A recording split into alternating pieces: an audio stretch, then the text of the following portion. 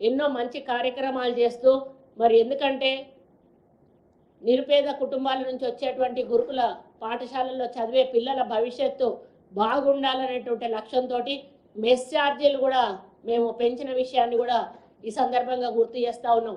ఎన్నో సంవత్సరాల క్రితం ఉన్నటువంటి మెస్ ఛార్జీలను ఈరోజు 200% పెంచినటువంటి ఘనత ఈరోజు రేవంత్ రెడ్డి గారిది, కాంగ్రెస్ ప్రభుత్వం అని చెప్పి ఈ సందర్భంగా నేను తెలియజేస్తూ ఉన్నాను. ఇక వాళ్ళ హయాంలో ఎస్సీ ఎస్టీ మైనారిటీ బాలికల మీద ఎంతో మంది మీద, లెక్కలేనంత మంది మీద అత్యాచారాలు, సామూహిక అత్యాచారాలు, హత్యలు జరిగినటువంటి సంఘటనలు చాలా ఉన్నాయి. మరి అప్పుడు ఉన్నటువంటి మహిళా మంత్రులు కానీ, మరి ఈరోజు ఒక మహిళా నాయకురాలు బీఆర్ఎస్ నాయకురాలు కవిత గారు కానీ ఎన్నడూ కూడా వాళ్ళ దగ్గరికి వెళ్ళి పరామర్శన చేసిన సందర్భం కానీ, వాళ్ళకి ఆర్థికంగా మరి లబ్ధి చేకూర్చినటువంటి సందర్భాలు కూడా లేవు.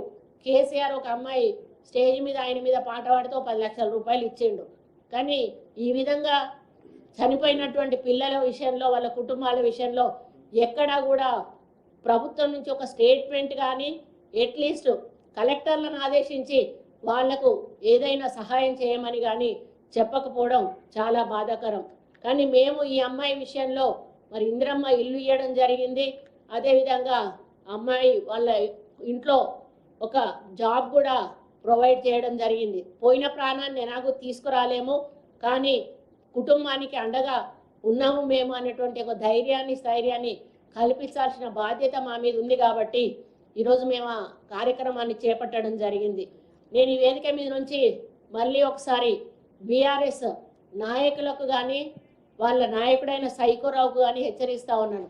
అయ్యా, నువ్వు ఒక ఫ్రస్ట్రేషన్లో ఉన్నావు, నీకు అధికారం ఇప్పుడు అప్పుడే చేతికి రాదు, గిలగిల కొట్టుకున్నా కూడా ఇంకో 4 సంవత్సరాలు ఎలక్షన్ల వరకు ఆగాలి, అప్పటికైనా కూడా ప్రజలు మిమ్మల్ని నమ్మాలి. అప్పుడు నమ్మినప్పుడు, నీకు ఓటేసినప్పుడు, నీకు మెజారిటీ వచ్చినప్పుడు కానీ అది అప్పటికి నువ్వైతావా మీ చెల్లి అవుతావా అనే పోటీ కూడా మొదలవుతుంది. కాబట్టి అంత ఈజీగా నువ్వు ఇప్పుడు మాట్లాడితే లటుక్కున పోయి నువ్వు సీఎం కుర్చీలో కూర్చునే పరిస్థితి కాదు, అది ఆలోచించుకో. ఏదో మరి ఇది ప్రజాస్వామ్య దేశంలో ప్రజలు ఇచ్చిన తీర్పు ప్రకారం 5 సంవత్సరాలు ప్రభుత్వం పరిపాలిస్తుంది. ఈ 5 సంవత్సరాల పరిపాలనను చూసి ప్రజలు మళ్ళీ వచ్చే ఎన్నికల్లో ఈ ప్రభుత్వం ఉండాలా వద్దా, మిమ్మల్ని రెండోసారి నమ్మారు. మొదటిసారి మీరు మోసం చేసినా కూడా రెండోసారి కూడా నమ్మారు మళ్ళీ ఏదో చేస్తారని. కానీ రెండోసారికి మీ నిజస్వరూపం తెలిసి మూడోసారి మిమ్మల్ని ఓడగొట్టారు. కానీ ఈరోజు కాంగ్రెస్ పార్టీ చేస్తున్న కార్యక్రమాలను ప్రజలు విశ్వసిస్తే తప్పకుండా మమ్మల్ని రెండోసారి గెలిపిస్తారు. మరి అప్పుడు మళ్ళీ 5 సంవత్సరాలు ఆగాల్సి వస్తుంది. కాబట్టి మేము 10 నెలలు అంటే సంవత్సరం కాకముందే ఇంత పిచ్చిలేసి నువ్వు పిచ్చి పిచ్చి మాటలు మాట్లాడుతూ ఉన్నావు. మరి ఇంకా 4 సంవత్సరాలు వెయిట్ చేయాల్సిన అవసరం ఉంది. అప్పటికి కూడా నువ్వు గెలుస్తావనే నమ్మకం కూడా లేదు. కాబట్టి మాట్లాడే ముందు కొంచెం ఒళ్ళు దగ్గర పెట్టుకొని, నోరు దగ్గర పెట్టుకొని పిచ్చి పిచ్చి మాటలు మాట్లాడకుండా. ఎందుకంటే ఇప్పుడు మీ ఇల్లు మాకెంత దూరమో మా ఇల్లు మీకంతే దూరం. మీరు మాట్లాడినప్పుడు మేము కూడా మాట్లాడాల్సి వస్తుంది. మొన్న మా సీఎం గారు మాట్లాడితే ఇదేం భాష అని చెప్పేసి దాని మీద తన పెయిడ్ యూట్యూబ్ ఛానల్స్ తోటి ఇష్టం ఉన్నట్టు కామెంట్స్ పెట్టిస్తున్నారు.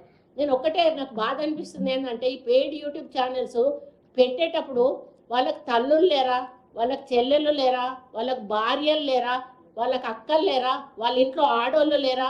మీరు పైసల కోసం ఎంతకైనా దిగజారుతారా? ఈరోజు కేటీఆర్ పైసలు ఇచ్చినంత మాత్రాన ఒక మంచి చెడు ఆలోచన లేకుండా ఇష్టం ఉన్నట్టుగా యూకే నుంచి కొంతమంది, యుఎస్ నుంచి కొంతమంది ఈ విధంగా వాళ్ళు అదే పనిగా కామెంట్స్ పెట్టడం అనేది చాలా చాలా బాధాకరం. నిజంగా మీ భవిష్యత్తును మీరు మీ చేతులతో సర్వనాశనం చేసుకుంటా ఉన్నారు. దయచేసి నేను ఒకటే యూట్యూబర్స్కి చెప్తా ఉన్నాను, ఒక పరిమితి పెట్టుకొని మీరు కామెంట్స్ రాస్తే బాగుంటుంది. మరి పరిమితి దాటి రాయడం వలన అది చాలా దిగజారుడు రాజకీయంగా చెప్పుకోబడుతుంది. కాబట్టి ఈరోజు ఆ పెయిడ్ ఛానల్స్ ద్వారా అన్నీ కూడా ప్రభుత్వం చేసిన మంచిని ఒక్కటి కూడా చూపెట్టకుండా, మరి వాళ్ళు 10 సంవత్సరాలు ఇచ్చిన వాటిల్లో నిలబడని హామీలు చాలా ఉన్నాయి. ఆ లిస్టు చదవాలంటే మాకు 1 గంట పడుతుంది. మరి అవి మాట్లాడట్లేదు. మేము అమలు చేసిన హామీల గురించి మాట్లాడట్లేదు. 1-2 ఏవో హామీలు అయితే ఇంకా ఇవ్వలేదో వాటి గురించి మాట్లాడుతూ ఉన్నారు. మాకు ఇంకా 4 ఏళ్ల సమయం ఉన్నది. మేము 4 సంవత్సరాల్లో చేయకపోతే ఎలక్షన్లప్పుడు మీరు చెప్పండి, ఈ హామీలు ఇవ్వలేదు, వీళ్ళకి ఓటేయొద్దు అని చెప్పి అప్పుడు చెప్పండి. ఈ రోజు మీరు మాట్లాడే హక్కు కానీ అధికారం కానీ లేదు. ఎందుకంటే మీరు చాలా హామీలు ఇచ్చి ప్రజలను మోసం చేసిన పార్టీ మీదే, అందుకే మిమ్మల్ని తరిమి కొట్టారు. ఈరోజు కాంగ్రెస్ పార్టీ సోనియా గాంధీ గారు, మరి రాహుల్ గాంధీ గారు, ప్రియాంక గాంధీ గారు ఇక్కడ వచ్చి డిక్లరేషన్లు చేశారు.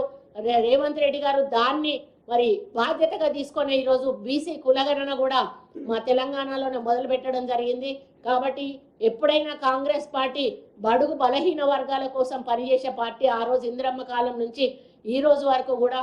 కాబట్టి ఎక్కడ ఎవరికి అన్యాయం జరిగినా కూడా మా ప్రభుత్వం బాధ్యతగా తీసుకొని ఒళ్ళు దగ్గర పెట్టుకొని పనిచేస్తుంది. కాబట్టి మీతోటి వేలెత్తి చూపించుకునే అవసరం మాకు లేదు. మాకు ప్రజలకి ఏం చేయాలో, నష్టపోయే వారికి ఏం చేయాలో, కష్టపడే వారికి ఏం చేయాలో మా రేవంత్ రెడ్డి గారికి బాగా తెలుసు. కాబట్టి ఇక ముందు ఏమైనా మంచి సలహాలు ఉంటే ఇవ్వండి, తప్పకుండా తీసుకుంటాము. సూచనలు ఉంటే ఇవ్వండి, తప్పకుండా తీసుకుంటాము. అంతే తప్పితే లేనిపోని ఆరోపణలు మా మీద వేసి మమ్మల్ని ప్రజల్లో బట్టగాల్చి మీద వేసేటువంటి కార్యక్రమం చేస్తే మాత్రం ఊరుకునే లేదు. మీరు మాట్లాడే ప్రతి మాట ఆన్ రికార్డు ఉంటుంది. ప్రతి మాట మీద కూడా ఎంక్వైరీ జరుగుతుంది. ప్రతి మాట మీద కూడా రిపోర్ట్ తీసుకోవడం జరుగుతుంది. ఆ ప్రతి రిపోర్ట్ మీద కూడా యాక్షన్ తీసుకోవడం జరుగుతుంది. నువ్వు జైలుకు పోవాలని నీకు ఉబలాట ఉన్నదని మాకు కనిపిస్తూనే ఉన్నది. ఆధారాలన్నీ కరెక్ట్గా వచ్చిన రోజు తప్పనిసరిగా నువ్వు వద్దన్నా కూడా జైలుకు పోతావు. ఊకే పాపం అడగకు, అడుగుతాంటే మాకే బాధ అనిపిస్తుంది. అయ్యో పంపించలేకపోతాను అని. పంపించే రోజు తొందరలోనే ఉన్నది, పంపిస్తాం బాబు. నువ్వు ఇంకో ఏం ఆవేదన పాపం నాకు తెలిసి నిద్రలో కూడా కలవరిస్తూ ఉండవు కేటీఆర్, నేను జైలుకు పోతాను అని చెప్పేసి. కొంచెం ఆలోచన తగ్గించుకో. సమయం వచ్చినప్పుడు ఎవరైనా కూడా ఆపలేరు. నీ చెల్లెకి సమయం వచ్చినప్పుడు పోయింది, సమయం వచ్చినప్పుడు బయటకు వచ్చింది.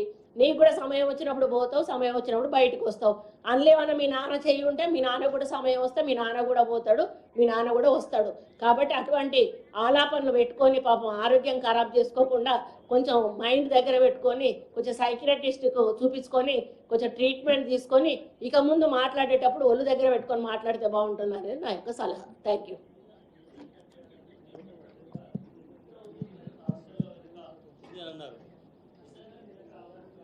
ఉంటే ఎందుకు బయట పెట్టారు? ఎంక్వైరీ జరుగుతుందని చెప్తున్నాం కదా. ఆధారాలు అనేటివి ఏదో అట్లా అప్పనంగా పడేసి మాట్లాడడం మా ప్రభుత్వానికి తెలియదండి. వాళ్ళు రేవంత్ రెడ్డి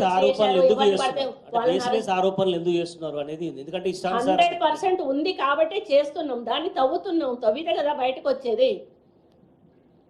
మేడం, సంవత్సరం అయినా కానీ ఇంకా అధికారులు మీ మాట వినట్లేరా? ఎందుకు పదే పదే ఇలాంటి సంఘటనలు పునరావృతం అవుతున్నాయి? పాలన మీద పట్టు రాలేదా? ఇంకా అధికారులు తప్పెక్కడా లేదండి. ఇక్కడ ప్రతిపక్షాలు కావాలని క్రియేషన్ చేస్తున్నాయి. అధికారులు వాళ్ళ పని వాళ్ళు ఒళ్ళు దగ్గర పెట్టుకొని బాధ్యతాయుతంగా వాళ్ళు చేస్తూ ఉన్నారు. ప్రభుత్వం ప్రవేశపెట్టిన ప్రతి పథకాన్ని కూడా ప్రజల్లోకి తీసుకెళ్తా ఉన్నారు. ఈరోజు ఈ సంవత్సర సంబరాల్లో అందరం కూడా అమ్మరానంటే విధంగా కార్యక్రమాలు తీసుకోబోతున్నాం. వాటికి అరేంజ్మెంట్స్ కూడా జరుగుతూ ఉన్నాయి. ఇదంతా బీఆర్ఎస్ వాళ్ళ కుట్ర అంతే తప్పితే ఎక్కడా కూడా అటువంటి సంఘటనలు జరగట్లేదు మీరు అనుకునే సంఘటన. ఫుడ్ పాయిజన్ లో బీఆర్ఎస్ వాళ్ళు వచ్చి ఏమైనా చేశారనేది మీరు అంటున్నారు. అక్కడ అధికారులు లేరా మేడం? అధికారులు వారంతా పర్యవేక్షణ ఉంటుంది కదా, ఆ విషయం ఉంటుంది. కానీ దీని వెనకాల హస్తం ఉంది అనేది మాకు ఒక అనుమానం. దాని మీద మేము ఎంక్వైరీ చేస్తున్నాము. చేసినాక ఎప్పుడైతే ఆధారాలు వస్తాయో వాటిని బయటికి తీసుకొని వస్తాం. ఆర్ఎస్ ప్రవీణ్ కుమార్ గతంలో గురుకుల దాంట్లో చేశారు. ఆయనకు మొత్తం నెట్వర్క్ ఉంది. ఆయన త్రూ వాళ్ళు చేస్తున్నారు. ఒక అనుమానం ఉందని మీరు అన్నారు కదా, ఇది కేవలం అనుమానం వరకేనే ఏమైనా సూచనప్రాయంగా ఎక్కడైనా చిన్న చిన్న సాక్ష్యాలు లాంటివి ఏమైనా దొరికి మీరు మాట్లాడుతున్నారు? మేము ఆరోపించడమే కదా, దాని మీద ఎంక్వైరీ చేపిస్తున్నాము. ఎంక్వైరీలో నిజాలు బయటకు వచ్చినప్పుడు తప్పకుండా దాని మీద చర్యలు తీసుకోవడం జరుగుతుంది. Thank you. అది సబ్జుడిస్లో ఉందండి, దాని గురించి మేము మాట్లాడాలి.